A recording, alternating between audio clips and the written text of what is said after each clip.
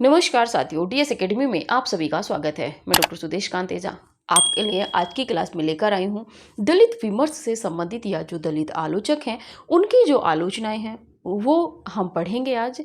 Class को पढ़ें उससे पहले हम आपको बता दें कि डीएस एकेडमी के द्वारा एक टेस्ट सीरीज चलाई जा रही है जो परीक्षा उपयोगी दृष्टि से बहुत महत्वपूर्ण है। कहीं परीक्षोपयोगी दृष्टि से महत्वपूर्ण ही नहीं, एक तरीके से कहें तो रामबाण है। बहुत नवीन प्रश्नों का उसमें संकलन किया जा रहा है। वो प्रश्न जो आपको अन्यत्र कहीं देखने को नहीं मिलेंगे, परीक्षा उपयोगी दृष्टि से बहुत महत्वपूर्ण प्रश्न हैं। जो पूर्व में हुई परीक्षाएं हैं उनको आधार बनाकर ही टेस्ट पेपर जो है वो तैयार किया जाता है, संपूर्ण पाठ्यक्रम पर है। ये जो टेस्ट पेपर है ये हम आपको टेस्ट सीरीज में हम आपको दे रहे हैं 50 टेस्ट पेपर 750 रुपये में।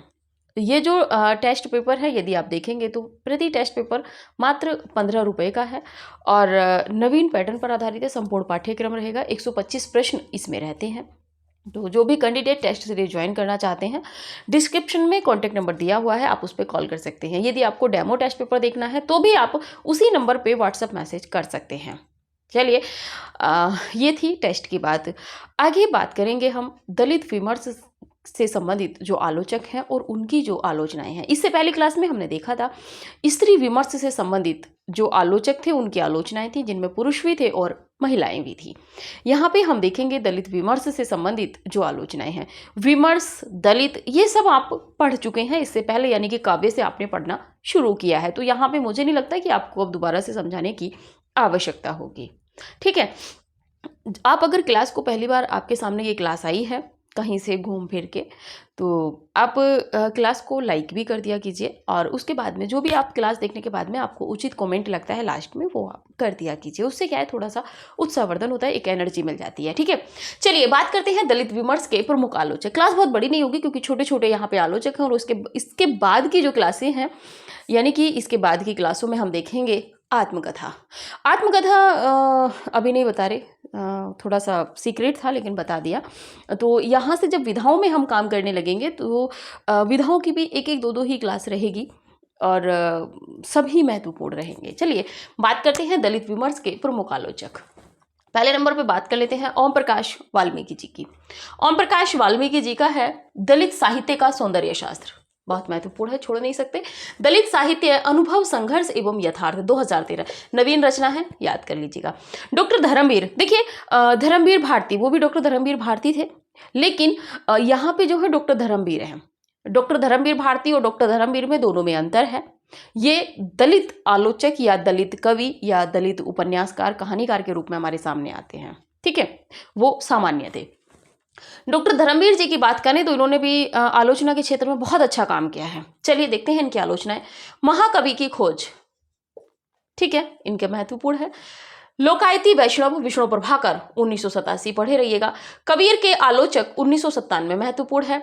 कबीर, बाज भी, कपोत भी, पपीहा भी, 1999 महत्वपूर्ण है। परीक्षा उपयोगी दृष्टि से प्रश्न बनेगा, क्योंकि देखिए आप भी जान लीजिएगा कि यदि कबीर से प्रश्न बनता है तो यदि आलोचनाओं में प्रश्न बनेगा तो इसी तरह की नावीन। अब पहले क्या था कि कबीर सीधी सीधी आलोचना पूछ ली जाती थी, किसकी है, तो हजारी प्रसाद द्विवेदी की। ठीक है, लेकिन यहाँ पे एक तरीके से कहें तो नवीन तथ्यों की खोज में हमेशा एग्जामिनर रहता है। ठीक है, तो ये जो प्रश्न है, कबीर, बाज भी, कपोत भी, पपीहा भी, 1999 की आलोचना किसकी है, डॉक्टर धर्मवीर की। डॉक्टर धर्मवीर भारती की नहीं है, डॉक्टर धर्मवीर की है, क्योंकि विकल्प में डॉक्टर धर्मवीर भारती भी रखे हुए आपको मिलेंगे विराजमान किसी एक विकल्प में। 4 सीट है, चारों में से किसी एक पे बैठे हुए आपको मिलेंगे। कबीर, हजारी प्रसाद द्विवेदी का प्रक्षिप्त चिंतन महत्वपूर्ण है, क्योंकि इन्होंने कबीर और हजारी प्रसाद द्विवेदी दोनों का प्रक्षिप्त चिंतन यानी कि इनकी आलोचना तुलनात्मक रूप में यहाँ पे की है। ठीक है, आगे बात कर लेते हैं। कबीर के कुछ और आलोचक, 2002 महत्वपूर्ण है। सूत न कपास, 2003 पढ़े रहिएगा। प्रेमचंद सामंत का मुंशी, 2005। देखिए प्रेमचंद सामंत का मुंशी, यहाँ पे प्रश्न उठेगा तो विधा से, क्यों, प्रेमचंद घर में है, कलम का सिपाही, कलम का मजदूर। ठीक है, प्रेमचंद कलम का सिपाही, प्रेमचंद कलम का मजदूर, ये जो है आपकी विधाएं हैं जीवनी से। लेकिन यहाँ पे प्रेमचंद सामंत का मुंशी, ये भी प्रश्न बन जाएगा कि किस विधा की रचना है, तो आप थोड़ा सा ध्यान दीजिएगा। आलोचना है किनकी, डॉक्टर धर्मवीर जी की। ठीक है, कामसूत्र की संतानें 2005 नवीन रचना की दृष्टि से प्रश्न बन जाएगा।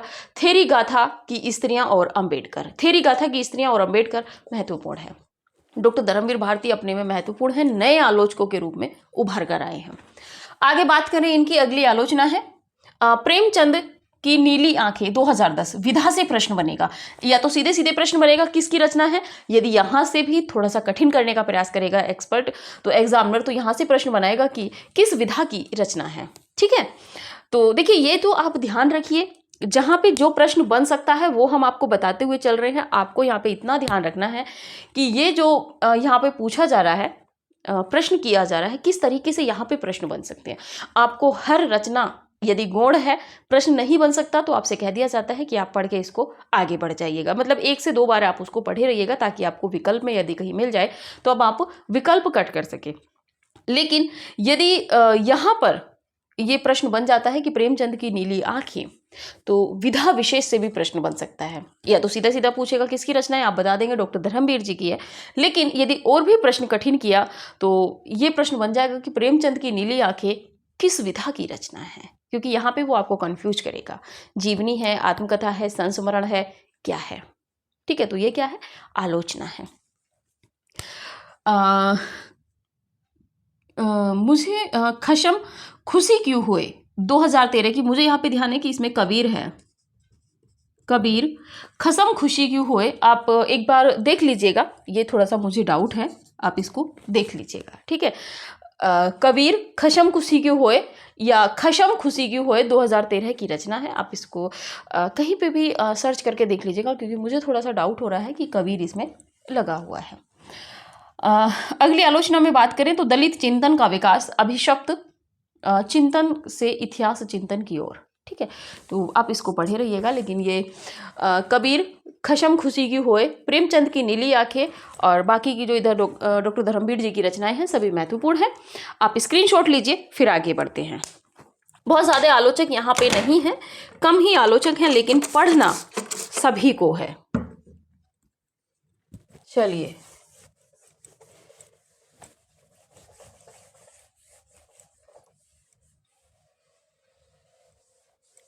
देखिए हम आपसे कुछ भी नहीं, ऐसा नहीं था कि आलोचनाएं हमने आपको पढ़ाई और बीच में से छोड़ दी, ऐसा कुछ नहीं है। सभी कुछ आपको पढ़ाया जा रहा है, लेकिन जिस तरह हम पढ़ा रहे हैं उस तरह प्रतिक्रियाएं, जो फीडबैक है वो नहीं मिल रहा है। अब आप मुझे क्यों नहीं दे रहे हैं ये तो मुझे भी नहीं पता। कमल भारती, लग रहा है आप आगे पढ़ना नहीं चाह रहे हैं।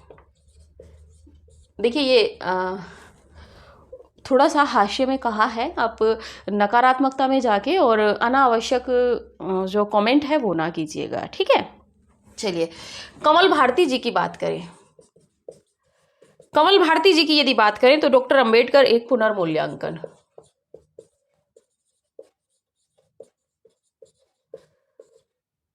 डॉक्टर अंबेडकर एक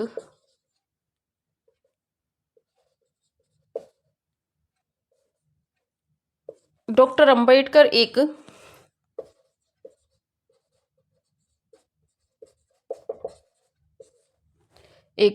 पुनर्मूल्यांकन 1997। दूसरे नंबर पे है संत रैदास एक विश्लेषण,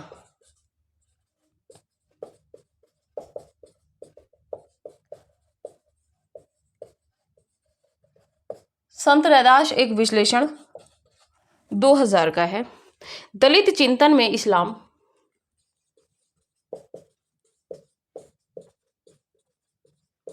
दलित चिंतन में इस्लाम 2003।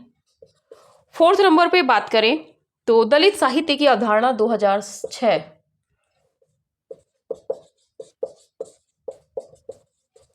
दलित साहित्य की अवधारणा 2006।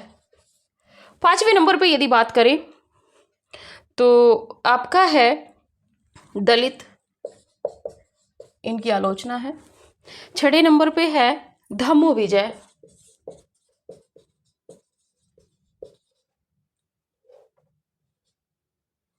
सातवें नंबर पे है इनकी दलित विमर्श की भूमिका।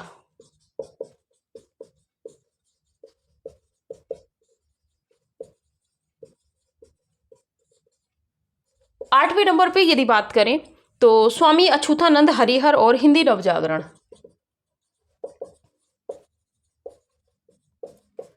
स्वामी अछूतानंद हरिहर और हिंदी नवजागरण 2011। जयप्रकाश करदम।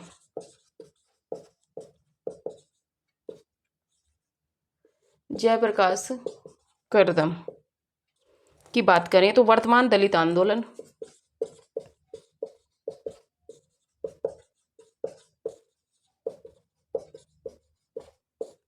दूसरे नंबर पे है अंबेडकरवादी आंदोलन दशा और दिशा।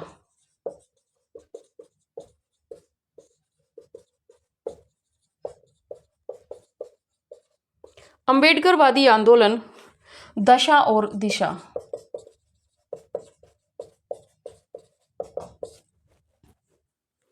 दलित विमर्श साहित्य के आईने में। दलित विमर्श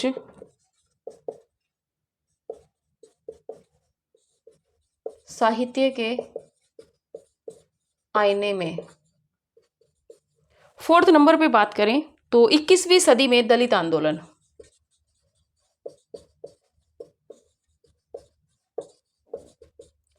इक्कीसवीं सदी में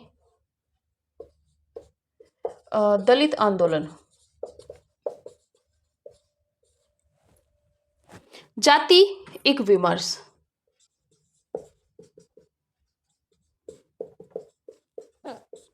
जाति एक विमर्श। समय की बात करें तो 1999 की आलोचना है, अच्छी आलोचना है। शिवराज सिंह बेचैन।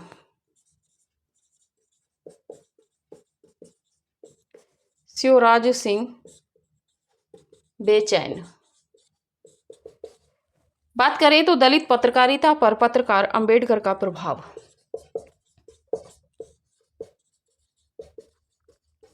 दलित पत्रकारिता पर पत्रकार अंबेडकर का प्रभाव। ये इनका शोधात्मक ग्रंथ था। गांधी अंबेडकर हरिजन। दूसरी आलोचना है इनकी गांधी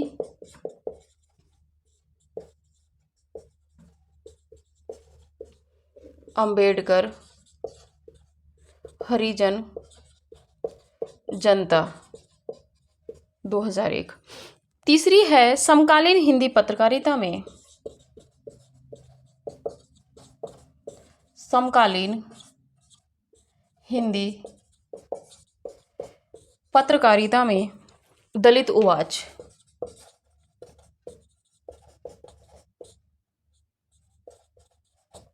2007। उत्तर शती कथी साहित्य में दलित विमर्श।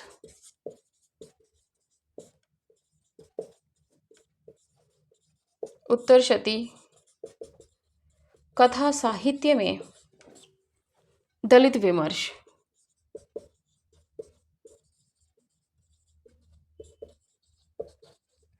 डॉक्टर दिनेश राम अगले आलोचक हैं।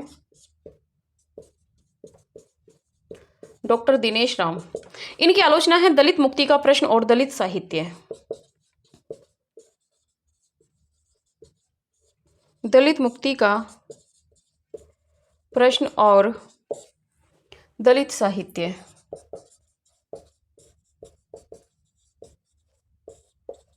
- 2004। डॉक्टर कालीचरण स्नेही।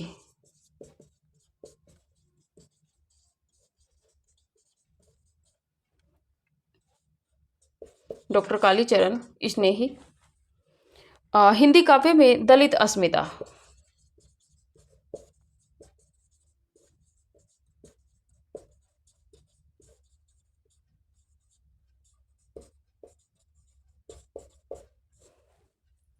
2006 की रचना है। डॉक्टर यशवंत वीरोदय।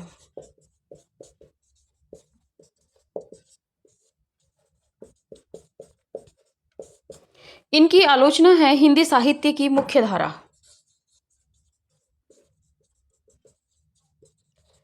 हिंदी साहित्य की मुख्य धारा, हिंदी साहित्य की मुख्य धारा की यदि बात करें तो 2010 की है।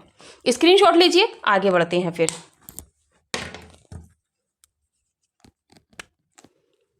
चलिए थोड़ा सा शिवराज सिंह कमल भारती जी पे बात कर लेते हैं। कमल भारती जी की बात करें तो डॉक्टर अंबेडकर एक पुनर्मूल्यांकन 1997, पढ़े रहिएगा।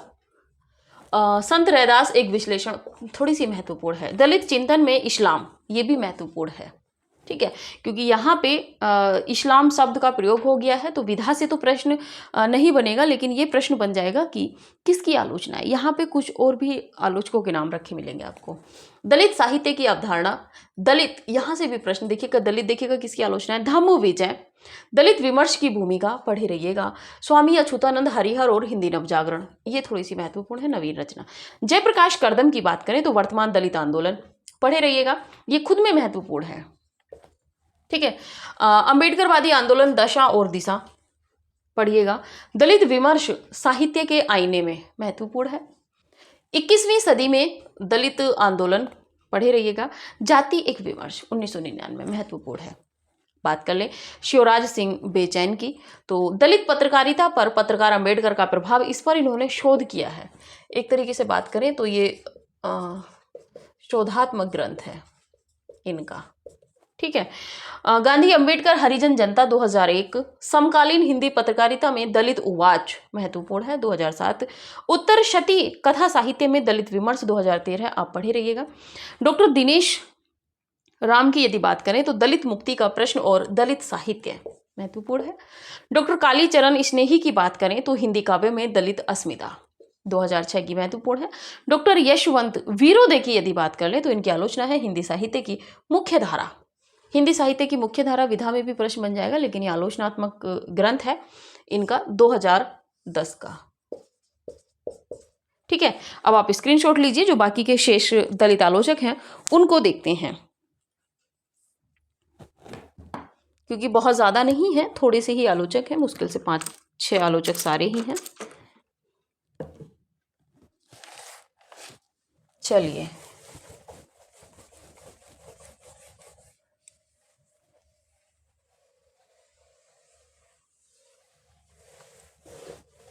देखिए, परीक्षा में प्रश्न यहां से बाहर नहीं जाएगा। जितना अभी तक आपने पढ़ा है, तथ्यों का संकलन करा है ईमानदारी के साथ में, तो वहां से प्रश्न बाहर नहीं जाएगा, ये चीज आप मानिएगा, ठीक है। चलिए बात कर लेते हैं अगले आलोचकों में। नितिन गायकवाड़,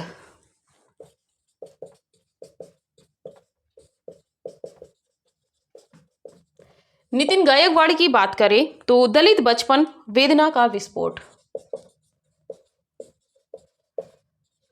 दलित बचपन वेदना का विस्फोट 2013। मोहनदास नैमिसराय,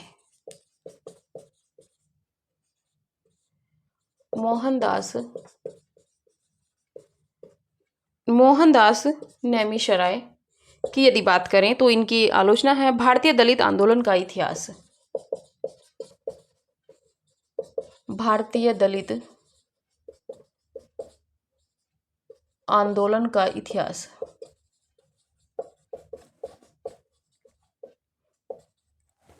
2013। माता प्रसाद की बात कर ले,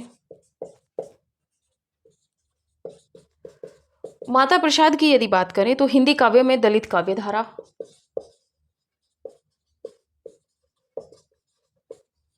हिंदी काव्य में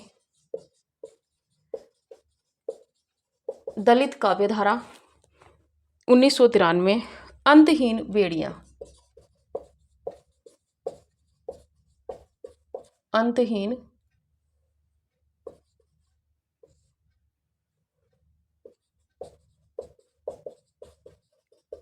अंतहीन बेड़ियां।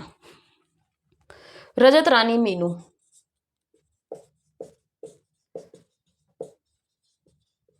रजत रानी मीनू की बात करें तो 90 दशक की हिंदी दलित कविता, 90 दशक की हिंदी दलित कविता।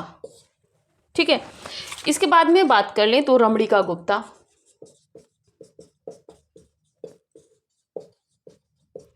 रमणिका गुप्ता की बात करें तो स्वर और नई शताब्दी, स्वर और नई शताब्दी। बाबूराव बागुल,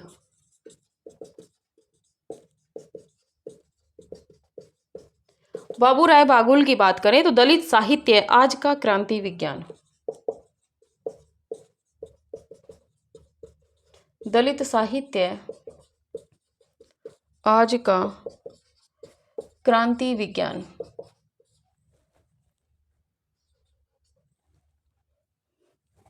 देवेंद्र चौबे की बात करें,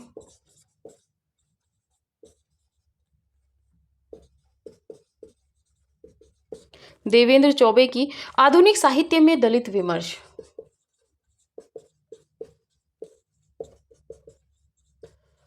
आधुनिक साहित्य में दलित विमर्श। तेजस्वी कुट्टीमणि,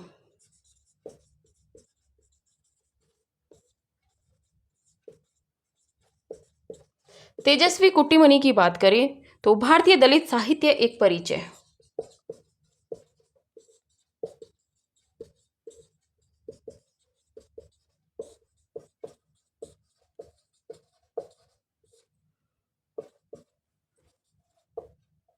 भारतीय दलित साहित्य एक परिचय 2002।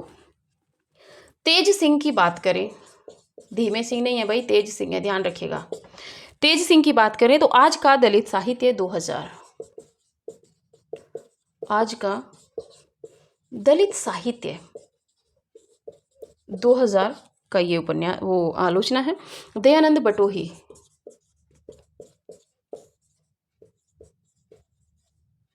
दयानंद बटोही की बात करें तो साहित्य और सामाजिक क्रांति,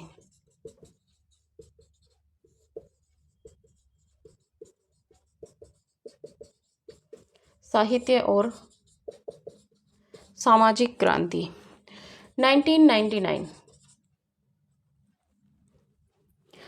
सोहनलाल सुमनाक्षर,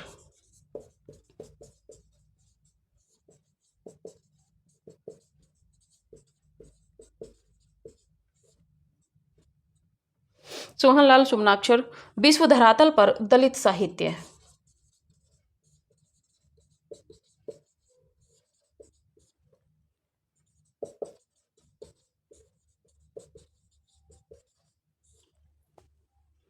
उन्नीस सौ 99।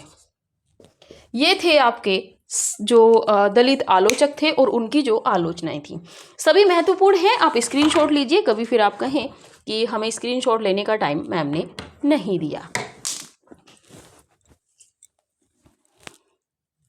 चलिए, देखा जाए तो ये सभी जो आलोचनाएं हैं, जो आलोचक हैं, ये परीक्षा उपयोगी दृष्टि से बहुत महत्वपूर्ण है। नितिन नए हैं इसीलिए और भी महत्वपूर्ण है। नितिन गायकवाड़, दलित बचपन वेदना का विस्फोट 2013, आप पढ़े रहिएगा। मोहनदास नेमिसराय अपने में महत्वपूर्ण है, भारतीय दलित आंदोलन का इतिहास 2013। माता प्रसाद गुप्त की यदि माता प्रसाद की बात करें तो हिंदी काव्य में दलित काव्य धारा। और अंतहीन बेड़ियां बहुत महत्वपूर्ण है, बाकी भी पढ़े रहिएगा। रजत रानी मीनू बहुत अच्छे महत्वपूर्ण है। नवीं दशक की हिंदी दलित कविता। रमणिका गुप्ता की बात करें, महत्वपूर्ण है। स्वर और नई शताब्दी। बाबूराव बागुल, दलित साहित्य आज का क्रांति विज्ञान, पढ़े रहिएगा। देवेंद्र चौबे, आधुनिक साहित्य में दलित विमर्श, पढ़े रहिएगा। तेजस्वी कुट्टीमणि, भारतीय दलित साहित्य एक परिचय। तेज सिंह की बात करें तो आज का दलित साहित्य 2000। दयानंद बटोही, साहित्य और सामाजिक क्रांति। सोहनलाल सुमनाक्षर, विश्व धरातल पर दलित साहित्य। वैसे तो सभी महत्वपूर्ण है, आपको ये सभी पढ़ने हैं। कोई भी आलोचक या उनकी आलोचना ऐसी नहीं है कि आप कहें कि हम इसको मतलब छोड़ दें, बहुत ज़्यादा आलोचनाएं नहीं हैं। चलिए बात कर लें टेस्ट सीरीज की। यदि आपको टेस्ट सीरीज ज्वाइन करनी है, ठीक है, तो टेस्ट सीरीज के लिए आप कॉल करेंगे 9568802463। यदि आपको डेमो टेस्ट पेपर चाहिए तब इसी नंबर पे आप व्हाट्सअप कीजिएगा। जो शुल्क है 50 टेस्ट पेपर का 750 रुपये है, संपूर्ण पाठ्यक्रम पर है। जिसमें यदि आप अलग राज्य के हैं, जैसे आप देखेंगे कि आपको वीपीएससी का टीसीटी पीजीटी देना है या कोई और परीक्षा देनी है, मास्टर कैडर पंजाब का या और भी कोई परीक्षा आपको देनी है, तो आपको ये ध्यान रखना होगा कि यहाँ पे बस सिर्फ 15 जो प्रश्न हैं वो संस्कृत साहित्य और संस्कृत व्याकरण के हैं, जो उत्तर प्रदेश और उत्तराखंड टीजीटी पीजीटी में आते हैं।